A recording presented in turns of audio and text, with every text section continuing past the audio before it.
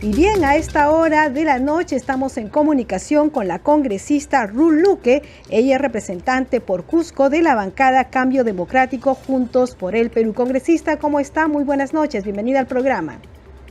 ¿Qué tal? Muy buenas noches. Sí, congresista, nosotros estábamos siguiendo las actividades de la Comisión de la Mujer y vimos que se había aprobado este bono de orfandad para que también llegue a las niños, niñas y adolescentes de las comunidades indígenas u originarios. Entendemos que este proyecto es suyo, ¿verdad? Si nos puede explicar un poco al respecto. Sí, efectivamente hace poco en la Comisión de Mujer se aprobó esta iniciativa legislativa para incorporar en la ley de orfandad y garantizar derechos de los niños huérfanos de poblaciones indígenas. Las razones son porque esta ley que se dio, que fue muy importante, que ha permitido dar un bono en el marco de los niños que han perdido a sus padres por la pandemia. El tema es que en muchas poblaciones indígenas no existe conectividad, no existe internet, y muchos de ellos no han accedido a este bono porque no se ha inscrito las partidas de defunción correspondientes a nivel de RENIEG, o en otros casos porque son comunidades lejanas y entonces no han accedido a este derecho. Lo que se está planteando en esta iniciativa, que ha contado además con la opinión de todas las entidades a favor, es que esto se pueda acreditar a través del presidente de la comunidad nativa, la comunidad campesina, indígena o originaria, o un funcionario del INAVIF, y de la misma manera pueda inscribirse, digamos, el certificado de función con la certificación de la autoridad de la zona y el presidente de la comunidad. Entonces esto permite subsanar este vacío que existía y, digamos, garantizar que especialmente estos niños que no han accedido a la pensión de orfandad y que han muerto sus padres a consecuencia de la pandemia puedan pues acceder de este derecho que están gozando hoy otros menores también. Claro, si usted se refiere a la ley de 3691, creo, ¿no? No, ese es el proyecto de ley, que accedan a la ley 3145, que justamente se creó para los niños que habían perdido a uno o a sus dos padres, también por la pandemia, pero creo que también por otros motivos, ¿verdad? Sí, concretamente es, digamos, para los temas de la pensión de orfandad por este tema, pero también en la norma se incluye para los hijos, digamos, de defensores de derechos, defensores ambientales, ¿no? Cuando han muerto en el marco, digamos, de sus derechos, pues organizaciones delictivas. La ley también es efecto para ellos, entonces creo que en esa medida permite dar mejores garantías para que menores de poblaciones indígenas que no tienen conectividad, es decir, que no tienen acceso a internet y que por esa razón no pueden acceder, se está eliminando esta barrera para que ellos puedan gozar de este derecho. Claro, esto ya fue aprobado, ya es un dictamen y esperemos que entre al pleno. ¿Usted cree que entrará la próxima semana o ya tiene que esperar la otra legislatura? Bueno, esa es una decisión de la mesa. Yo esperaría que ojalá la presidencia de la Comisión de Mujer, como varias congresistas lo manifestaron, es una ley necesaria para los niños menores de las poblaciones indígenas, puedan priorizar. Digamos, creo que iniciativas que están solucionando problemas reales de la gente son las que deberían tener una especial atención en el pleno, no a tanto así normas declarativas. Por lo menos esta es la posición que tengo, pero finalmente pues es una decisión directamente de la mesa y de... Sí, congresista Ruth Luque, algo que sí se ha aprobado ya en el Pleno del Congreso y que también entiendo es otra iniciativa suya, es respecto a reconocer el derecho de acceso libre a Internet necesario en la comunicación, investigación, estudios y conocimiento del día a día. Esto ya se aprobó en el Pleno, si usted nos puede explicar un poco y también ver si se puede tratar la próxima semana o se tiene que ver la otra legislatura. Sí, bueno, esta es una iniciativa para que sea incorporado de forma expresa el derecho al acceso a la Internet en la Constitución. Una reforma constitucional, entonces. Así es, sí, es una incorporación expresa en la Constitución. Entonces eso significa que tiene que haber 2 votaciones en 2 legislaturas. Se ha hecho la primera votación en esta y la segunda debe producirse en el siguiente periodo legislativo. Esta es una iniciativa que reúne alrededor de 7 proyectos de ley, que además ha sido impulsado en periodos anteriores por otros congresistas, Y me parece importante porque el texto de obra recoge además el acceso a Internet de manera libre, pero hace, digamos, una preeminencia para que el Estado asegure en comunidades y poblaciones indígenas. Y creo que en Claro. eso es el aporte que hemos podido dar desde nuestro proyecto de ley. Claro, con la pandemia por la COVID-19 todos nos dimos cuenta que había lugares donde simplemente no llegaba el internet y esto perjudicaba sobre todo a los niños, ¿no? Que no podían recibir las clases por remoto, incluso bueno, los estudiantes, en fin, y sí, pues, ¿no? Los pueblos que están ubicados en lugares remotos del país o muy lejos en comunidades, como usted dice, indígenas, no tienen esta conectividad, y esto se solucionaría o al menos empezaría a atender a cubrir esta brecha con la aprobación de esta ley.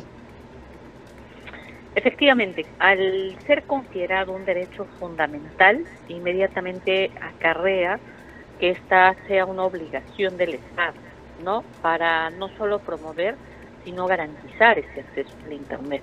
Ya en muchas legislaciones esto está contemplado, digamos, el tema del Internet creo que es una herramienta absolutamente necesaria para el acceso de distintos servicios y derechos. Hemos tenido el tema de las clases de manera virtual y hemos visto realmente la brecha enorme que se ha generado de personas que no han podido acceder, pero también por el tema de costo, ¿no es cierto? En algunos lugares donde no existe internet, porque no existe ni siquiera una antena, y eso limita no solo el tema de educación, sino también temas de salud. De hecho, en el tema de salud, la telemedicina ha permitido también acercar a profesionales con especialidad para orientar en algunos temas donde no llegan profesionales especializados en salud. Claro. Entonces, por eso creo que es importante, en la medida que ahora el Internet permite además generar información.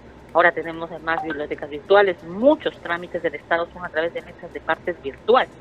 Ya no hay sectores que ya no reciben de manera física, sino de manera virtual. Entonces termina siendo indispensable para que la gente acceda a derechos, presentar sus solicitudes, y ahora el tema del uso del celular es un uso casi universal, y con Internet facilitado por el Estado, que además permita que sea un derecho fundamental, creo que eso lo hace absolutamente necesario en estos tiempos. Claro. Ahora, nosotros sabíamos que durante la pandemia fueron en los tambos donde la población alejada conseguía internet y podía incluso recibir sus clases, en fin, ¿no? Algo así tendría que ampliarse por el Estado, me imagino. Entonces, esto ya se aprobó en esta legislatura, esperamos la siguiente para una segunda votación. Sí, en la siguiente legislatura debe producirse la siguiente votación, y en esa medida esperamos pues que logre los votos como ahora ya se ha generado, y luego no haya una mayor observación de parte del Ejecutivo, y esto permita inmediatamente impulsar esta alta brecha de conectividad que demandan muchísimos municipios, comunidades, que ni siquiera pueden a veces comunicarse, ¿no? Especialmente cuando hay situación de desastre o que quieren hacer una denuncia por una grave violación, vulneración de derechos. En esa medida creo que me parece importante que haya habido una posición unánime en el Congreso de la República para garantizar el derecho fundamental al acceso al Internet. Sí, congresista, una consulta. Usted ha estado también trabajando, ya pasando a otro tema, en ley de acoso contra las mujeres, acoso político, y hemos visto que usted está realizando una serie de mesas de trabajo al respecto. ¿Qué se ha avanzado en la legislatura sobre este tema para favorecer o, digamos, proteger un poco a las mujeres que deciden ingresar a política, ya sea como alcaldesas, como congresistas, como gobernadoras? ¿Cómo va el tema? A ver, 21 se aprobó la ley 31155, que es esta ley para promover, fortalecer el tema del acoso político. Fue una ley de hecho importante que se dio luego del cierre del Congreso, pero a raíz de este tema, digamos, no es que las cosas han cambiado, porque definitivamente en ese contexto, para generar ese consenso, se dio un primer paso, pero hoy seguimos viviendo situaciones de acoso que requieren una mención expresa de sanción en la ley.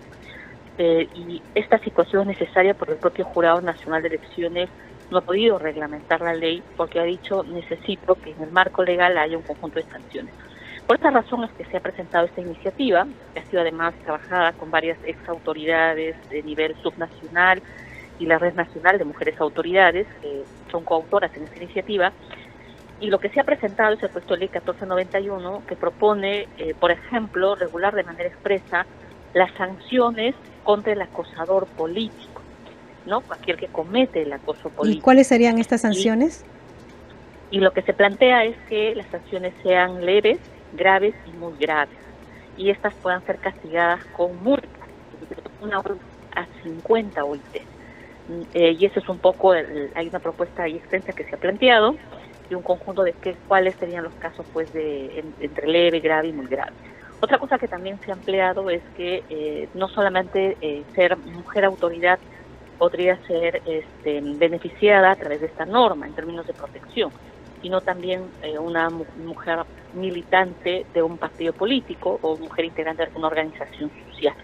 También se ha establecido que el Jurado Nacional de Elecciones sea el ente que pueda ver los temas de sanciones si es que la víctima es autoridad política, y que el Ministerio de la Mujer sea cuando la víctima sea pues integrante de una organización social.